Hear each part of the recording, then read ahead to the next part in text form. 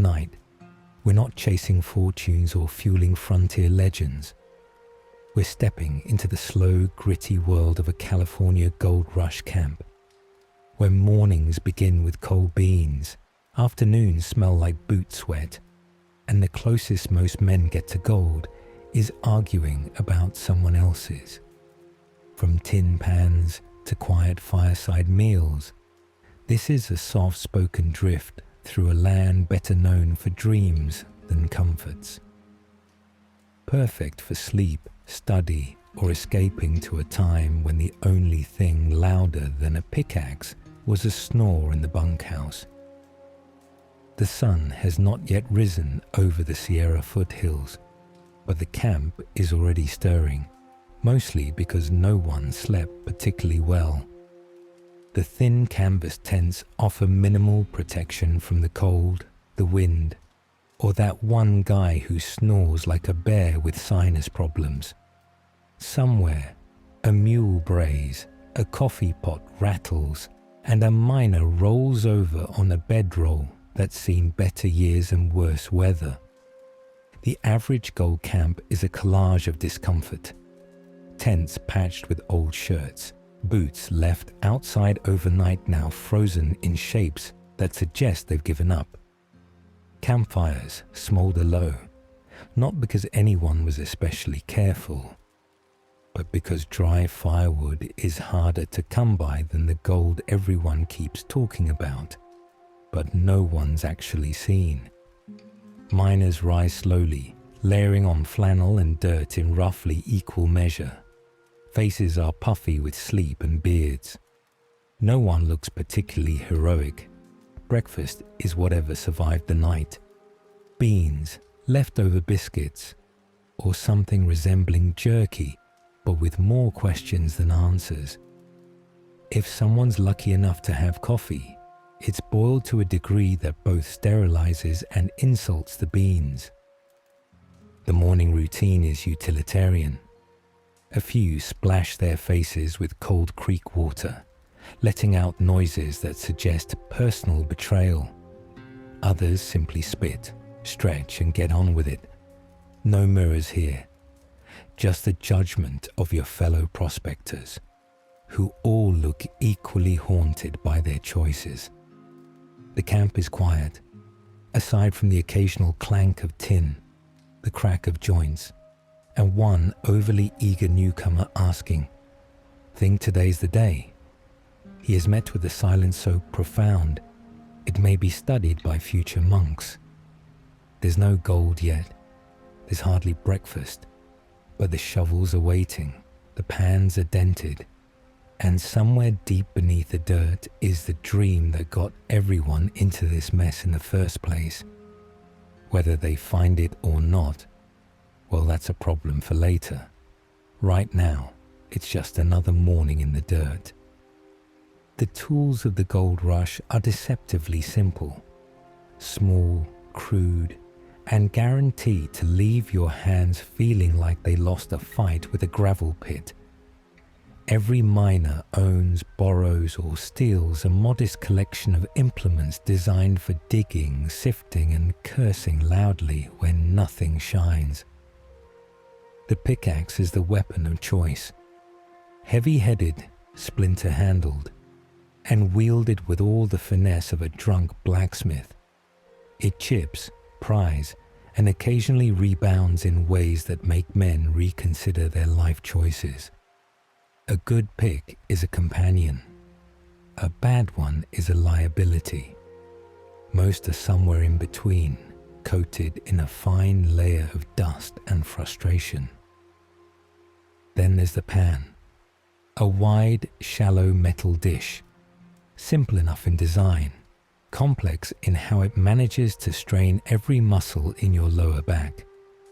Panning involves standing knee-deep in freezing creek water, swirling gravel in hopes that it will politely release any flecks of gold it's hiding. It rarely does. Still, the pan is swirled and swirled again, because hope, apparently, floats. Shovels are essential too, broad, blunt, and generally offended by the concept of easy digging. The soil is never just soil. It's rocks, roots, and the remnants of someone else's discarded dream. Buckets, too, make frequent appearances, used to haul mud, rocks, or sometimes just indignation. For those with slightly more capital or wishful thinking, there are cradles, wooden rocker boxes that separate gold from dirt by way of physics, persistence, and a healthy amount of self-delusion. Cradles creak, splash, and spit out everything but what you're hoping for. And of course, there are the accessories. The tin coffee mug clipped to a belt, the threadbare gloves full of holes, the sack of sourdough starter some guy insists on carrying as a personality trait. Everything smells faintly of sweat, tobacco, and metal. An olfactory symphony of dashed optimism. Together, these tools form the backbone of the gold rush economy.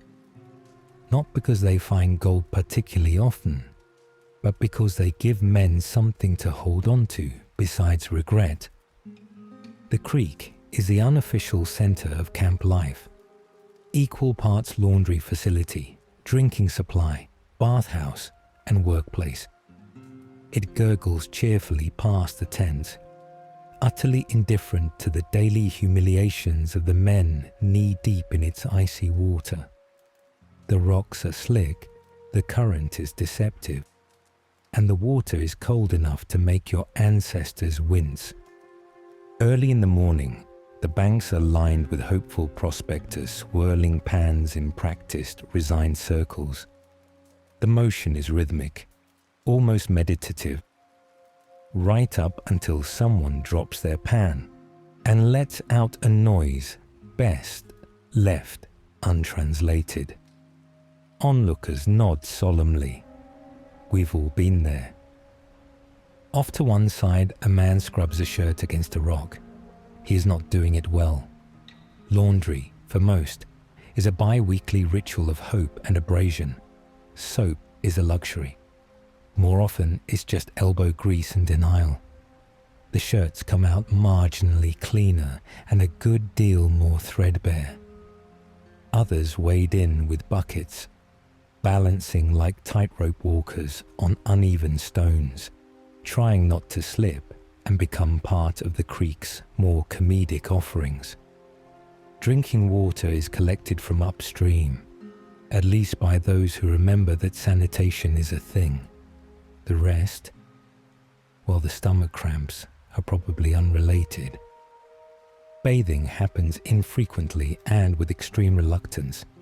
A quick dunk counts. Anything more is considered a spiritual cleanse. Modesty is rare. Modest men are even rarer. It's hard to maintain personal boundaries when you're sharing a creek with 14 other people and a goose with attitude. Occasionally, someone tries to dam a section off to create a more stable washing pool. This usually ends in debate, mild engineering, and eventual collapse. Still, the effort is made, because in a world where everything smells vaguely like campfire and regret, the idea of cleanliness remains powerfully aspirational. As midday approaches, the creek banks clear a little, leaving behind damp footprints, muddy piles of laundry, and the haunting silence of gold that stubbornly refuses to appear. When noon rolls around, the camp begins to smell faintly, if not invitingly, of food. Lunch, as it's generously called, is less of a meal and more of a survival checkpoint. It's the moment between shoveling and collapsing, when men sit on overturned buckets or logs and try to remember what flavor used to taste like. The usual offering: beans, sometimes hot, usually lukewarm, occasionally questionable. Cooked in a dented tin pot over a smoky fire, they're accompanied by stale bread or hardtack that doubles as a dental challenge. If someone's been successful or knows someone with better supplies, you might get a slice of salt pork, which tastes like ambition and sodium. Cooking is done over open flames with limited tools and even less enthusiasm. A battered skillet, a soot black kettle, maybe a spoon that used to belong to someone else. The camp cook, if there is one, is not a culinary artist. He is a man with a spoon and a dream, and the dream is usually not burning anything today. Flies are frequent guests. They circle the beans, the bread, and the men with equal affection. Swatting is constant, often accompanied by muttered curses and half-hearted threats. The fire smokes, the breeze carries it nowhere helpful, and someone inevitably steps in something that ruins their appetite, if not their socks. Conversation is minimal during meals. Most of it centers around dirt. What kind, how much, and whether it looked glittery in the right light. Occasionally, someone claims they found a nugget the size of a pea. This is met with the appropriate level of awe, skepticism, and poorly disguised envy.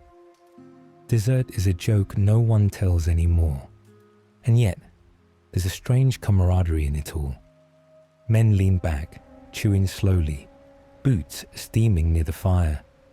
The silence is heavy, the beans are overcooked, and the gold is still stubbornly theoretical. But for a moment, there's peace in the shared experience of a deeply mediocre meal. By early afternoon, the men return to their claims. Small, questionably measured plots of dirt along the creek, or up in the rocky ridges. Each claim is staked with quiet desperation and the hope that no one else remembers where the good spots are. Boundaries are marked with sticks, stones, or firm declarations and occasional glaring. The rules, such as they are, vary by camp. Some camps have elected committees, crude maps, and a chalkboard no one updates. Others operate on the more traditional system of, if I was here first, it's mine, and if you disagree, prepare to be scowled at for the rest of your natural life. Disputes are common and incredibly dull. Two men shouting about whether a line was 2 feet this way or that, both coated in dust, both holding shovels, neither actually doing any digging. Sometimes it escalates. Sometimes it just fizzles into a series of dramatic grunts. Everyone pretends not to listen while absolutely listening. Claim jumpers, the gold rush's version of unwelcome guests, are rare but feared. A man who sneaks into someone else's dig and starts working it while they're away is met with swift judgment and, more often than not, a firm boot. Justice is local, immediate, and slightly irregular. The actual digging, well, it's mostly just moving dirt from one place to another. Holes are dug, gravel is shoveled, water is poured, and at the end of it, someone squints at a pan with intense hope only to find more dirt. Sometimes a shimmer, more often a mosquito. Tools clink and scrape. Men work with a rhythm that looks productive from a distance, but feels suspiciously like elaborate futility. A few whistle. Most just sweat. All of them glance sideways now and then to make sure their neighbor isn't inching a little too close to their lucky trench. There's gold out here somewhere, they say. Possibly. Allegedly. But for now, it's just dirt, boundaries, and the lingering scent of overcooked beans wafting over disputed territory. By early afternoon, the sun has climbed high enough to remind everyone just how bad an idea this was. The California heat doesn't arrive gently. It descends like a curtain and sticks to everything. Tents become ovens. Shirts become soaked. Tempers, already frayed by beans and ambition, begin to crisp at the edges. Shade is in short supply. A few lucky men set up their claims near trees, jealously guarding their patch of filtered light like it's made of diamonds. The rest make do with hats, handkerchiefs, or elaborate arguments about who's blocking the breeze.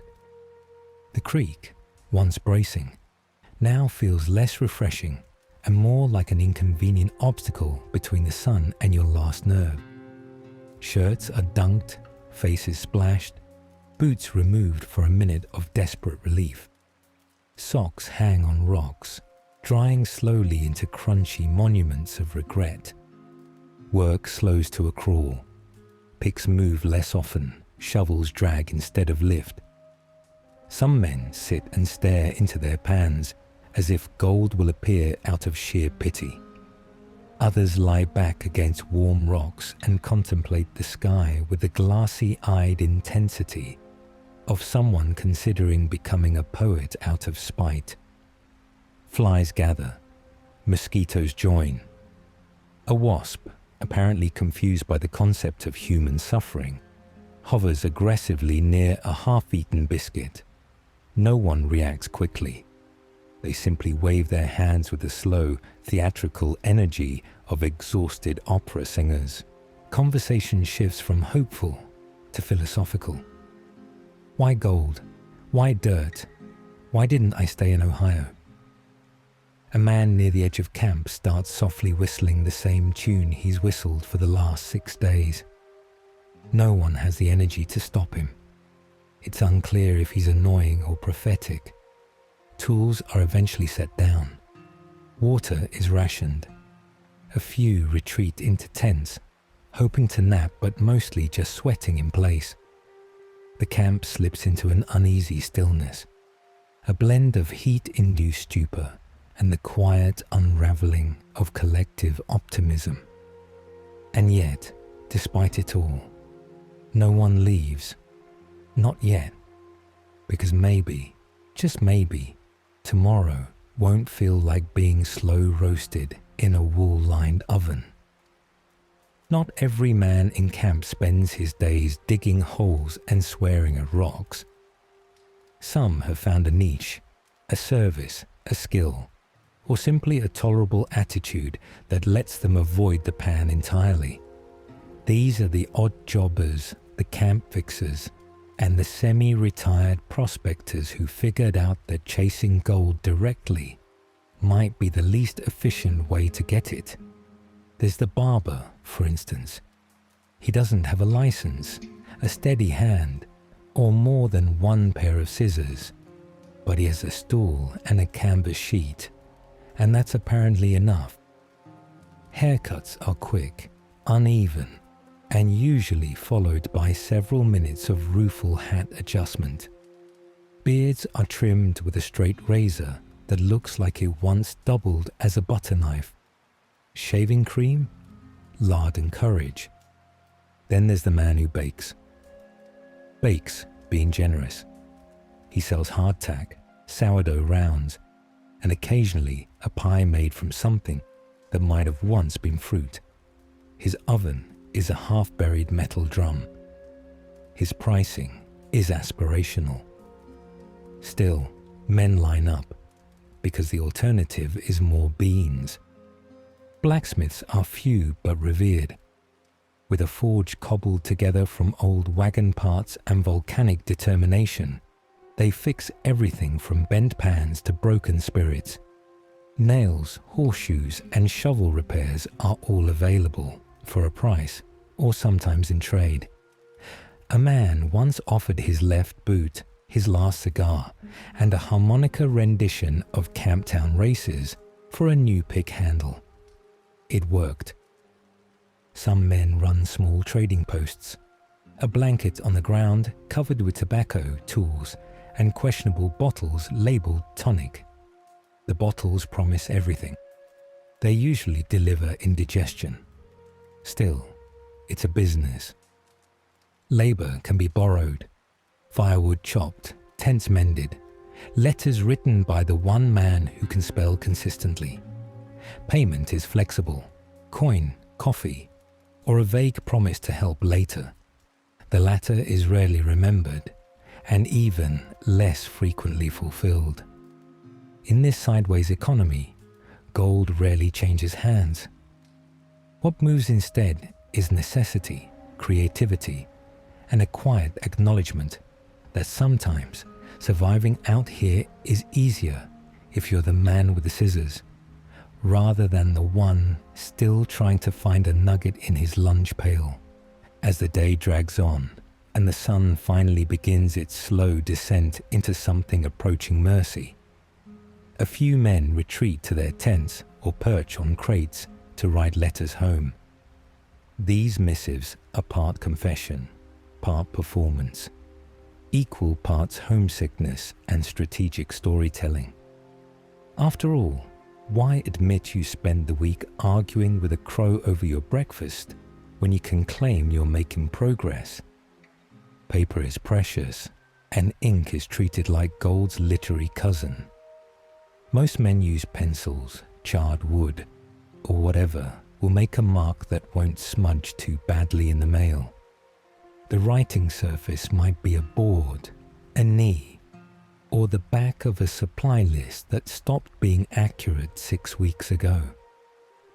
Letters are addressed to wives, parents, sweethearts, and occasionally old employers who still owe wages. The tone is optimistic. Even when the boots have holes, the beans are burnt, and the gold continues to exist exclusively in legend. No one wants to worry Ma, and no one wants to admit they pawned their last spoon for tobacco. Phrases like steady work, decent camp, and just waiting on the next strike are scribbled out with practiced vagueness. They sound good, they mean little. Everyone knows the reality is mud, flies, and a man named Felix who won't stop talking about the gold he saw once in a dream. Mail is sent out with supply wagons or carried by traveling merchants for a small fee, or a large one depending on how much you look like someone who won't complain. There's no official postal service out here, just optimism, trust, and the hope that your letter doesn't end up lining someone else's boot. Receiving mail is a major event. A name called out draws everyone's attention. A letter handed over is handled like a relic. Men read them slowly, savoring every line. Some are cheerful, others are sharp, and a few bring tears that are quickly disguised as dust allergies. These letters are more than correspondence. They're anchors. Proof that somewhere beyond the hills and the stink of old canvas, someone still cares. Even if you haven't found gold, at least you're still worth the price of a postage fee. As the sun finally sinks behind the hills, the camp takes a breath. A shallow, dusty, half-smoked breath, but a breath nonetheless. The temperature drops with unsettling speed, as if trying to make up for the afternoon's heat stroke. Men wrap in blankets, lean closer to the fire, and begin the slow pivot toward what they optimistically call evening. Fires are stoked from dwindling wood piles. Tin pots rattle. Someone pokes a lump of something over the coals and insists it's stew. No one argues. The smell suggests otherwise, but morale is low and hunger has suspended judgment. Dinner is eaten straight from the pot or with a knife. If utensils were lost or lent out, fingers do the job with only mild complaint. As bellies fill with lukewarm starch and protein of questionable provenance, men settle into their usual post-dinner routines. Some smoke, some spit. Some stare into the fire with the contemplative squint of someone trying to remember what month it is. Then, someone brings out the banjo. Every camp has one. The man who decided music was his calling. Unfortunately, after arriving, his playing is earnest, if not skilled. He strums, he hums, he sings a few verses of something that might have once been a sea shanty. The group responds with polite nods or strategic coughing, but no one tells him to stop. Not because it's good, but because it's something. Mosquitoes rise with the night air. They're big, bold, and unbothered by firelight or reputation. Swatting is constant. One man swears he saw a mosquito fly off with a button. It might not be a joke. Tents flap, canvas creaks. Someone sneezes and is blessed by 5 different accents at once. A distant owl calls, or maybe it's just the cook snoring already. Either way, it marks the transition from evening to let's try sleeping on a bed of rocks again. No gold was found today, no fortune made, but a few jokes were shared, a few beans eaten, and no one fell into the creek. By frontier standards, that's practically a success story. Night in the gold camp is not peaceful so much as it is inevitable. Men retreat to their tents or, if fortune has truly abandoned them, lie beneath the stars with a blanket that's half holes and half memories. The camp quiets, save for the crackling of low fires, the occasional grunt of a mule, and a symphony of middle-aged snoring in mismatched rhythms.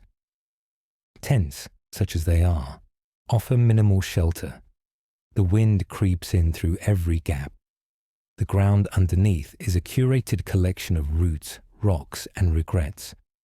Blankets are thin, bedrolls thinner. Someone always ends up using their boot as a pillow. An act born of desperation, not design. Sleep positions range from fetal ball to strategic sprawl. No one is truly comfortable, but everyone is too tired to care. The aches and bruises from the day settle in as unwelcome guests. Shoulders throb, backs creak, and someone's elbow is absolutely in the wrong place. Again. Outside, the world continues. Coyotes howl from some respectable distance. The creek gurgles without concern. Stars stretch across the sky in brilliant defiance of the soot-covered canvas walls below. It would be majestic if anyone still had the energy to look up. Inside the tents, dreams are fragmented and practical. Gold just within reach, letters arriving with good news, stew that doesn't bite back. Others simply dream of home, a warm bed, real food, or the blissful absence of mosquito bites in unfortunate places. There are, as always, interruptions. Someone coughs violently. Someone else mutters something about beans. One man sits bolt upright and yells, "Found it," before collapsing again. No one even lifts a flap. And so, the camp slouches toward morning. Restless, tangled, and just slightly smoky. It's not exactly restful, but it's quiet. And in the gold fields, quiet is about as luxurious as it gets. Tomorrow, they'll dig again. But for now, it's just sleep, stars, and the comforting knowledge that nobody found anything richer than blisters today. Every gold camp has a cook, not always by choice. Sometimes it's the man who drew the short straw.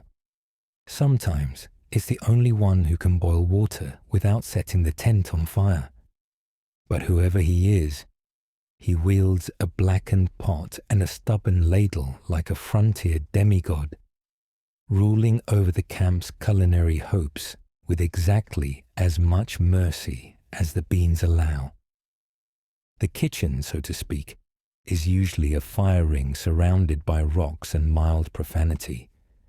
cookware consists of one dented kettle, a rusting skillet, and a ladle that has seen more combat than most soldiers.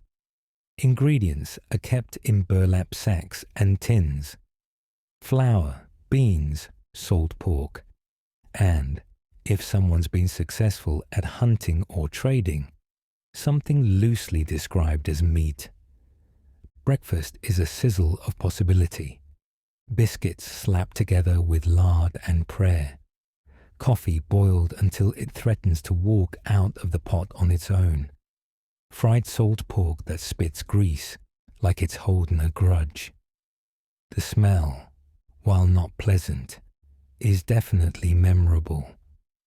Lunch is often leftovers reboiled for safety and flavor consistency, which is to say, none. Dinner may involve stew. If there are vegetables, they are boiled until their identities have been fully erased. Meat is rare, and when present, aggressively mysterious. Don't ask becomes the seasoning of choice. The cook's temperament varies. Some are jolly, treating their post like a social hub. Others are fiercely territorial, swatting away hands with a ladle and maintaining strict bean discipline. Either way, you do not criticize the food. Not unless you want to be eating cold hardtack in social exile for the next week. Rations are simple, portions uneven, and seconds dependent on your relationship with the ladle wielder. Dishes are washed in creek water and hope. Sanitation is a distant concept. Illness is common, but blame is rarely placed. Everyone's too tired and mildly poisoned to form a proper complaint. Despite all this, the cook is strangely beloved, because in a world of backaches, dirt and disappointment, even a hot cup of something vaguely edible can feel like civilization, especially if it's not beans, or at least not the same beans. Even in a world where most people smell like they lost a fistfight with a smokestack, laundry must be done. Not often, not joyfully, but occasionally, someone in camp decides they simply can't look at that shirt one more day without doing something about it. Thus begins the noble, exasperating ritual of laundry day. The creek serves, once again, as the setting. A flat rock, a bar of homemade soap, or something pretending to be soap, and a pile of clothing stiff enough to stand trial. The clothes are dunked, pounded, scrubbed, and insulted. Dirt is stubborn. Grease is eternal. And the soap is mostly there to create the illusion of effort. Water is cold, hands go numb, and any article of clothing darker than dust brown is met with suspicion. Occasionally, someone tries boiling garments in a pot over the fire. This works well, until they forget about it and end up with a wool-based stew. Underclothes are the priority. What little exists of them. Shirts and trousers come next. Socks are mourned more than mended. If you're lucky, the process doesn't result in everything shrinking to doll size or developing a new tear in a sensitive area. If you're really lucky, your neighbor doesn't walk off with your better pair of drawers. Drying involves draping everything over bushes, rocks, or lines strung between tent poles. Clothes flap in the breeze like a series of desperate flags, each one saying, "Please dry before nightfall, or I'll have to wear the muddy ones again." Sometimes they blow away, sometimes they're borrowed. Ownership is a fluid concept. The smell of clean laundry, however faint, however fleeting, is enough to lift spirits. Men stand a little straighter in freshish shirts. Boots seem to fit better when the socks aren't crunchy. A clean collar might even make someone briefly believe they're respectable. It won't last, of course. By tomorrow, everything will smell like sweat, smoke, and whatever the cook overboiled. But for a brief window of time, the camp resembles civilization. From a distance, if you squint. Tucked between the tents and tool piles of most camps is a modest wonder, the trading post. Sometimes it's a full structure. Sometimes it's a blanket on the ground. But wherever it appears, it becomes a social, economic, and occasionally philosophical hub of camp life. The trading post is stocked with a careful balance of necessities, luxuries, and items of highly questionable provenance. Cans of beans, sacks of flour, tools of inconsistent quality, boots that almost match. Then there are the extras: tobacco, coffee, or at least brown water masquerading as such, licorice, dubious patent medicines, and the occasional jar labeled pickled something.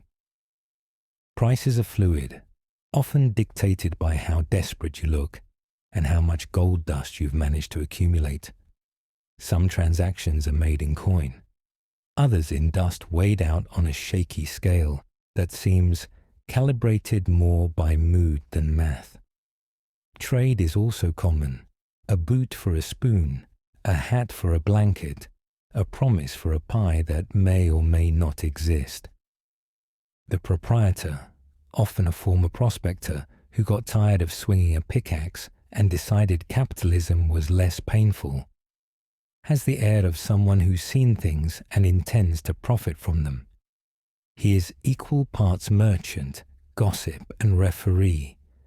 His ledger is chaotic. His prices are flexible. His patience is limited. Shoppers browse slowly, suspiciously. Every item is examined like it might explode or sprout legs.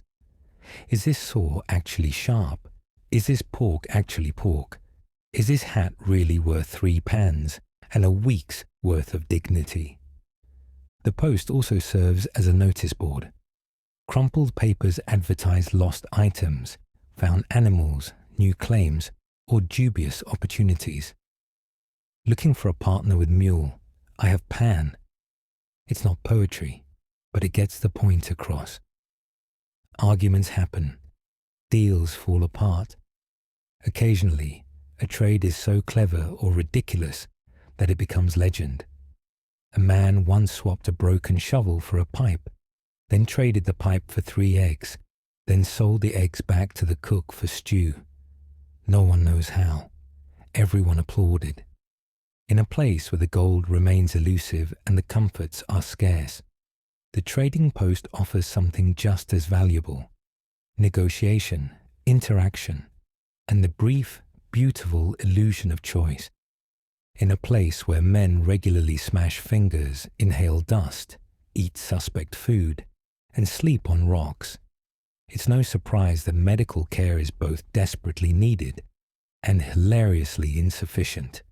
There's no doctor in camp, not officially, but there's always someone willing to poke your wound with a stick and pronounce you probably fine.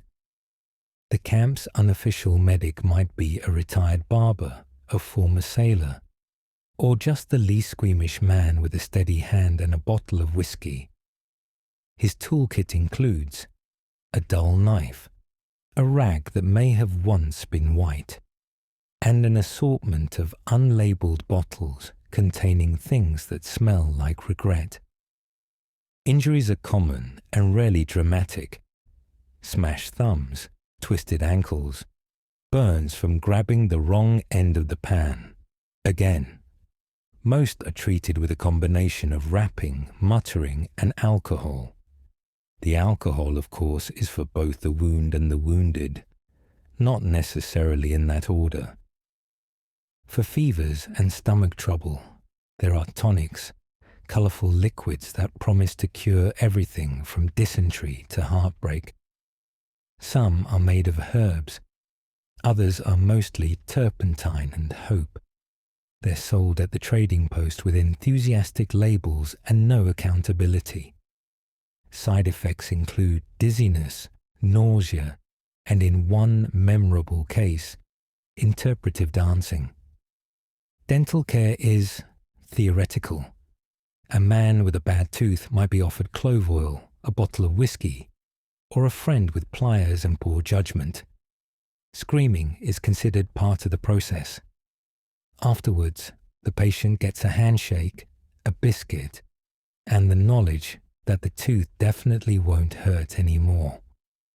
Bandages are made from old shirts, splints from tent poles.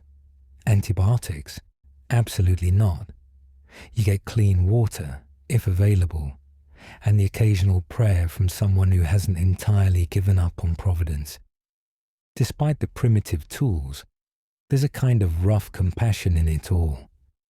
Men take care of each other in the only way they can, by showing up, holding still, and occasionally punching someone in the shoulder after it's over. Out here, survival isn't glamorous, but it's persistent. Every so often, a stranger arrives in camp. Not a new prospector, those are constant, but someone from outside, a traveling merchant, a letter carrier, a preacher, or, on rare and almost festive occasions, a woman. Their arrival is met with curiosity, suspicion, and the collective energy of 30 men realizing they haven't talked to a new person in 2 weeks. Traveling vendors are the most common. They come with carts creaking under the weight of things no one asked for, but everyone suddenly wants. Socks, tobacco, boot polish, hand mirrors, combs, pickled onions, hair tonics that promise virility and may cause hallucinations. Each item is displayed with a showman's flair and priced according to how desperate you look. There are preachers too. Earnest, dust-covered men with pocket Bibles and the firm belief that you can pan for gold and moral clarity at the same time. They hold informal services near the creek, reading psalms between the shouting of mule teams. Attendance is optional. Guilt is not. And then there's news, or something like it. Newspapers arrive crumpled, smudged, and several weeks late. Most of the stories are already out of date, and some are outright fiction. Still, men gather around to read aloud reports of elections, wars, and the price of corn in Missouri, as if these things might somehow matter more than the current price of shovel handles. Sometimes a traveler brings gossip instead. Which camp flooded? Who struck it rich, allegedly? Who's built a saloon 3 valleys over? This information is treated with reverence, repeated immediately, and then embellished until someone starts a fistfight over a misheard name. The rarest visitor of all is the entertainer. A fiddler, a storyteller. Once, a puppeteer who was either a genius or deeply confused. These travelers stay a night, collect a few coins or a few meals, and leave before the novelty wears off. They are remembered for months. For a brief moment, these visitors shake the dust off the camp's routine. They bring word of a world that still spins outside the valley, where streets are paved, beds have mattresses, and food arrives on plates. It sounds suspiciously luxurious, but as the merchant's wagon rolls out and the preacher's voice fades, the men turn back to their pans and their chores. The outside world can wait. If there's one thing that truly controls the rhythm of a gold rush camp, it's not gold, it's the weather. The elements, indifferent and mildly malicious, dictate what gets done, what gets ruined, and who ends up sleeping in damp socks again, which is everyone. Sunny days seem like a gift, until they're not. The heat rises off the rocks, turning the camp into a wide open-air oven where the main dish is sweaty men, and disappointment. Tools burn to the touch, food wilts, and everyone develops a smell so complex it might qualify as its own ecosystem. Rain, meanwhile, transforms everything into sludge.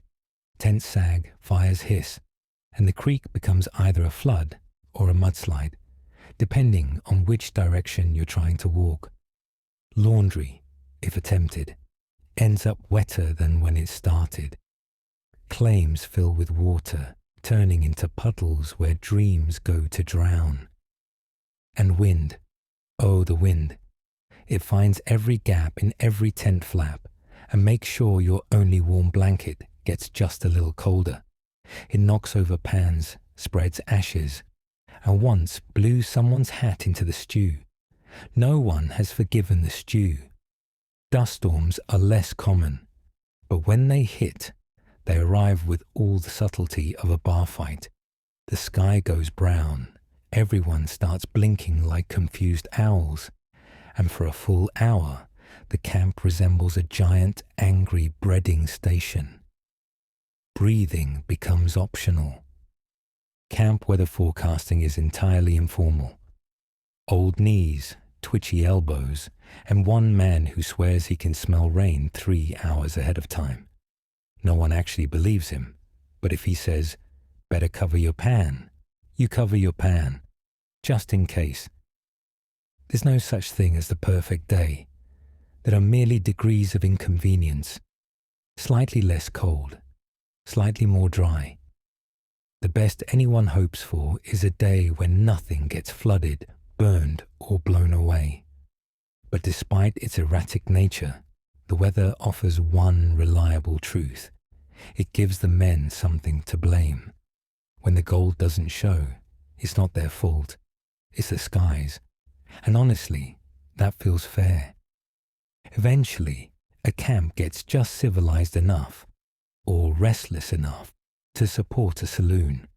Whether it's a full log building with swinging doors, or just a tent with planks and questionable lighting, it becomes the social nerve center of the mining world. Part bar, part gossip depot, part emotional support barn. The inside is simple.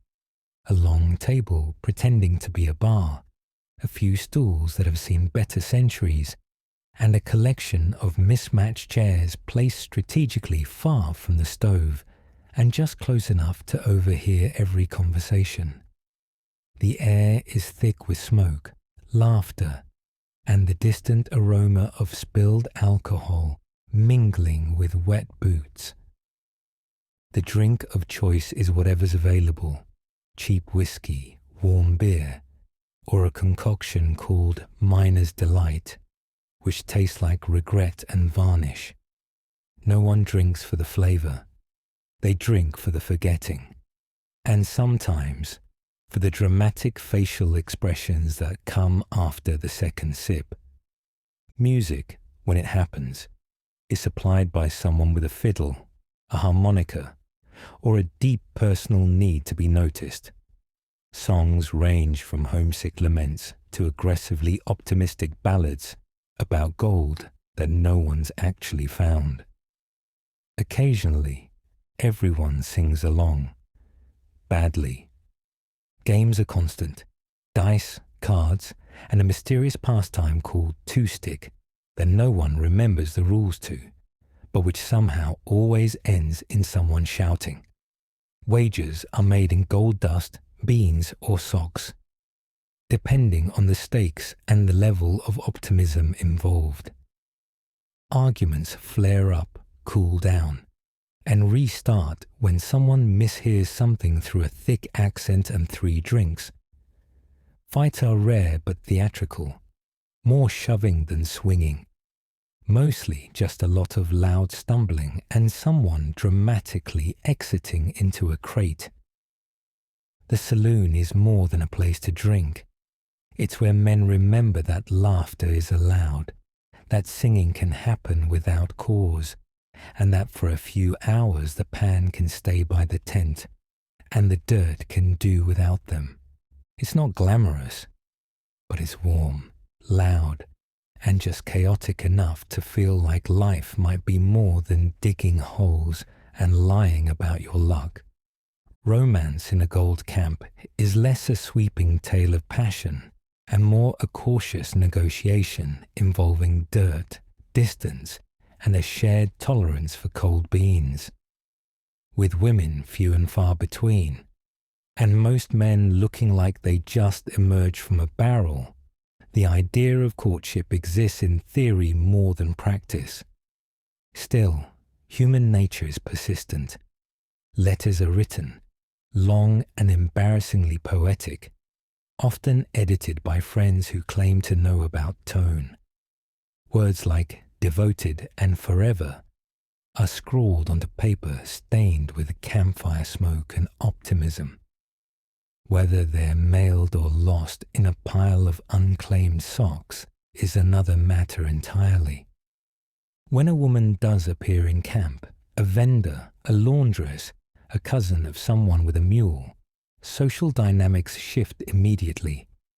Hats are dusted off, beards are combed, postures straighten with the alarming rigidity of men trying to appear employed and morally upright.